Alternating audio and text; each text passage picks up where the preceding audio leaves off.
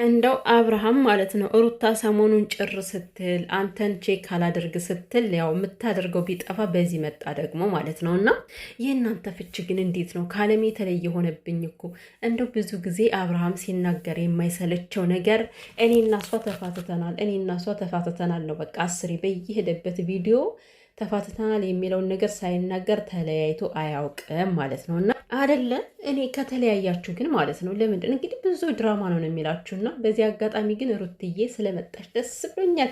በቤቷ ብትመጣ ደግሞ የበለጠ ያምር ነበር። ግን በዚህም ቢሆን እንኳን መጣሽ ማለት ነው ሩቲ። እና የእነሱ ትዳር ከዓለም የተለየ ሁሉ እስከሚመስለኝ የተፋታ ሰው እኮ ጭራሽ እንኳን አይደለም እንደዚህ በየጊዜው ቪዲዮ እየተገናኘ መስራት ቀርቶ ያለበትን ራሱ ቼክ አይደራረግም። እና የእነሱ ደግሞ በጣም ይገርመኛል። በየጊዜው እየተገናኙ መጨቃጨቅ፣ ይሄን አልከኝ ይሄን አልሽኝ መባባል ጀመሩ። ደግሞ አሁን ቤተሰብዬ እንዲቆያችሁልኝ ሰላማችሁ ይብዛ። እና ምንድን ነው አብርሃም ያው ጭር ሲል አልወድም፣ በቃ ነገሮች ሲንኮሻኮሹ ሲንገጫገጩ ነው መስማት የምፈልገው የሚል ሰው ነው። እና ሰሞኑን እንግዲህ እሱ በተናገረው መሰረት ሩታ አለች እሱ መቀበል አልቻለም አይደለ? በቃ ከኔ ህይወት ውጪ ብሏታል አንድ ጊዜ። ስለዚህ እሷም ደግሞ ልጅን ውሰድ ካለችው በኋላ እምቢ ሲላት ነገሮችን ውስና አድርጋ እሱን ላለማግኘት ወስናለች። በቃ ማግኘት አልፈልግም ብላለች። ስለዚህ ዛሬ በተዘዋዋሪ ለዴብ ማስጠራት ምን ይሉታል? ናፈቀች ነው። የምሬን ነው። እኔ እኮ አንድ የወሰናችሁትን ነገር ለምንድን ነው በዛ በወሰናችሁት የማትቀመጡ? ምን አስበ ነው አንተ? ማለት አሁን ድጋሚ ሩታን ለማስጠላት ነው እንደዚህ እያልክ የምታወራው?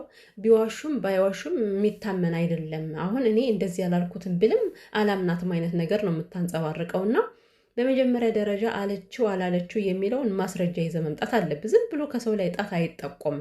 ገና እሷ ነች ኤፍሬምን የምትልከው በሚል ሰበብ ምክንያት ሩታን በዚህን ያክል ደረጃ ልታደርጋት አይገባም። እግዚአብሔርን እረፍ። በቃ በጣም ነው የሚደብረው። እንዴ በቃ ራስን ቻል ተባልክ እኮ ተሆች አይደለ? ተይኝ፣ እኔ ህይወቴ ልኑርበት። እንኳን ከሄርሜላ ከብድ ጋርም ልኑር አለ እኮ። ችግር የለውም። ሄርሜላውን በቅርቡ ልታብድ አይደለ? ችግር የለውም። አብራችሁ ታብዳላችሁ። ኖርማል ነገር ነው እንዴ። ዋናው ነገርን አሁን እሷን የጠራበት ነገር እኔ ግራ ነው የገባኝ እኮ እግዚአብሔርን። ኤፍሬም ማለት ራሱን የሚያውቅ አዋቂ ሰው ነው። ወንድሙ ትክክለኛ መንገድ ላይ እንዳልሆነ ሲረዳ ነው ተነስቶ ከእሷ ጋር መሆን የለብህም እያለው ያለ። በእርግጥ ኤፍሬምን ማመን ከባድ ነው። ከዚህ በፊትም በጣም ተገልብጦባት ነበር። ከሩታ ላይ የምታውቁት ማነው? የፍቹ ጊዜ ማለት ነው።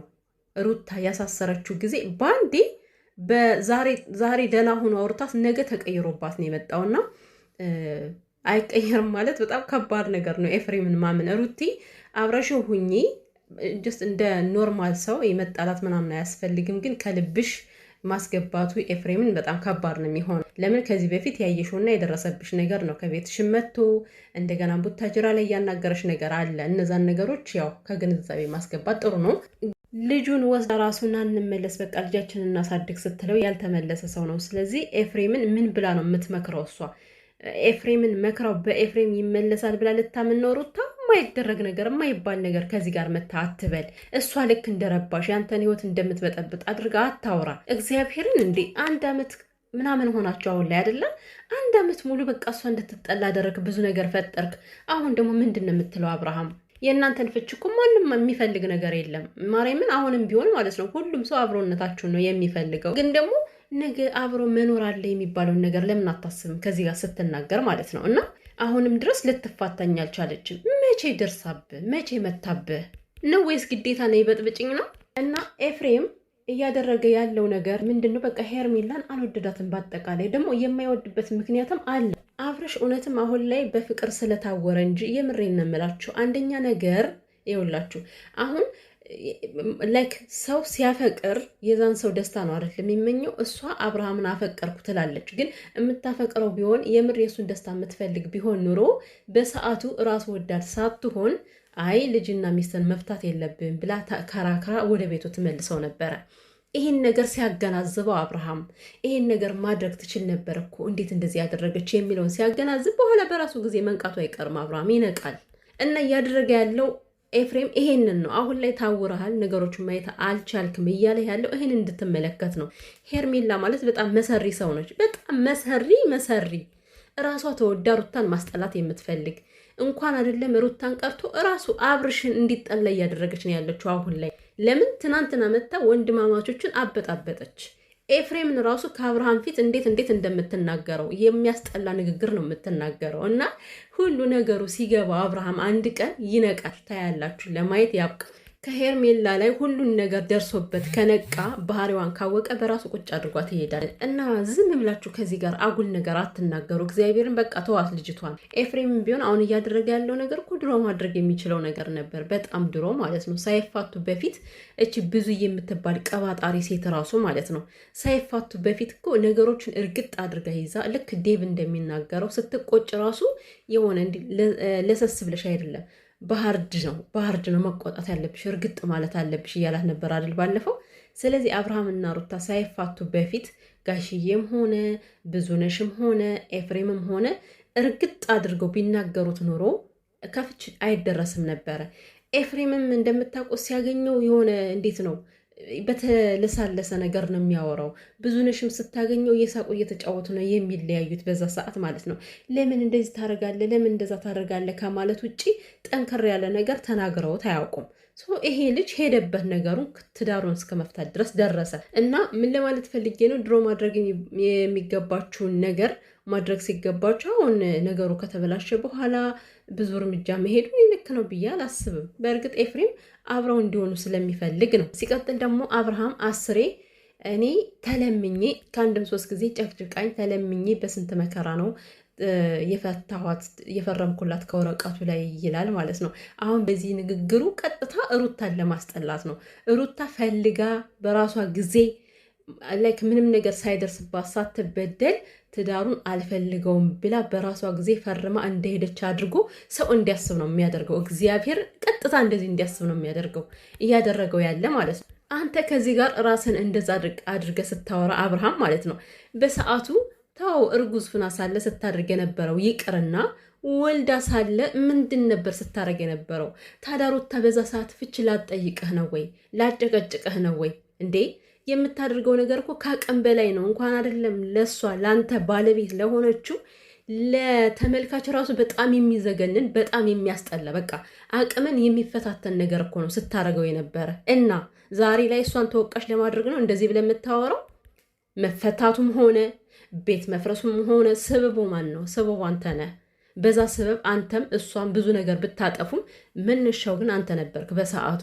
እና ከነገሮች ራስን ነፃ ለማድረግ ይሄ ተጨቅጭቄ አስቸግራኝ እንደዚህ ብላይ ፈርም ብላይ ምናምን አትበል። በራስ ምክንያት ነው እንደዛ ስትጨቀጨቅ የነበረው። ራስ በምታደርጋቸው ነገሮች ነው ሩታ በየቦታው በሄድክበት እየሄደች ወረቀት ይዛ ፈርም ስትል የነበረው እንጂ አንተ ተሰብስበና ተከብረ ብትቀመጥ ኑሮ እንደ ወንድ እግዚአብሔርን ቤትህን ብታስከብር ሚስትን ብትንከባከብ ኑሮ እንኳን አይደለም ፍች ቀርቶ የፍች ወሬው ራሱ አይነሳም ነበረ። ከራስ ነገሮችን አንዳንዴ ዞር ብላ አገናዝብ። እኔ ምን እያደረግኩ ነበር የሚለውን ነገር አስብ። ሲቀጥል አልተፋታችኝም አሁንም ቢሆን ምናምን አትበል። በፍጹም አትዋሽ። ውሸትን ነው ይሄ ድብን ያለ ውሸት። ከዛን ቀን በኋላ ተገናንታ አታውቅም። የሰው ልጅ በዚህን ያክል ማስመሰል ይችላል? በጣም እኮ ነው የሚገርመው። ወንድምህ ላይ ያለውን ችግር ራስ ከወንድም ጋር መጨረስ ትችላለህ እንጂ ሩታን እየጎተትክ በማንም እያስጠራ የምታመጣበት ምን ምክንያት የለም እኮ። ምናልባት አንተ ብትጠራ ስለማትመጣልህ እኮ ነው በዴቭ ያስጠራት። ለምን? ስለቆረጠች ስለወሰነች። በትናንትናው ቪዲዮ ራሱ አይተሃል፣ ባቡሽ ቤት የተሰራው። እኔ ድጋሚ እሱን ማግኘትም ማየትም አልፈልግም ተባልክ እኮ።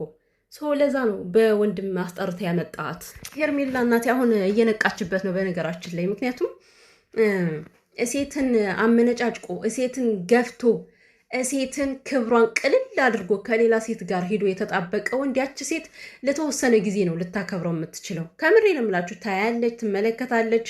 እንዴ በዛ ሰዓት ትነቃለች፣ የሆነ ጊዜ ላይ ትነቃለች። እሷን በሆነ ከተኛችበት መንቃቷ የማይቀር ነገር ነው። ሁላችሁም እያንዳንዳችሁ ስህተት የምትሰሩ ሰዎች ከምኝታችሁ ስትነቁ የሩታ እውነት ይገባችኋል። ይህን ስናገር ሩታ ጥፋት የለባትም እያልኩ ሳይሆን በተወሰነ መልኩ ጥፋት ቢኖርባትም ግን በሩታ ላይ የቀለዳችሁ በሙሉ ስትነቁ ተመልሳችሁ ከእግሯ ላይ እንደምትወድቁ ነው የምነግራችሁ። ያው እኔ ብዙ ጊዜ ነግሬያችኋለሁ፣ መውደቃችሁ የማይቀር ነገር ነው። አብርሃም ከዚህ ጋር አታስመስል። እሷን ለማስጠመድ ምንም አይነት ነገር የምታደርገው ነገር የለም እንዴ። ከቤቷ ሲጀምር ምን አስኬዳ? አንተ ከቤቷ ለምን ሄድክ? መሄዳቸው ለማረጋገጥ ነው። የልጅ ነገር ያሳስበኛል ካል እንካ ልጅን ውሰድ ተብላል አይደለ? አልፈልገውም ብለህ ሄዳል። አልፈልግም፣ እኔ ልጁን መውሰድ አልችልም፣ አንቺ ጋር ሆኖ ይቀመጥ። እኔ ለምንድን ነው ምን አስበሽ ነው ብለህ እኮ ብዙ ነገር ተናግረን የሄድከው አይደለ? በጧቱ ምን ሲያስፎገላ ወሰደ? ምን ልሰራ ነው ከዛ ሰፈር የሄድከው እንዴ? ሚዲያ ላይ ሌላ ሌላ፣ እዛ ካሜራ ጀርባ ደግሞ ለሩታ የምታሳያት ፊት ሌላ ሌላ። ጉድ እኮ ነው።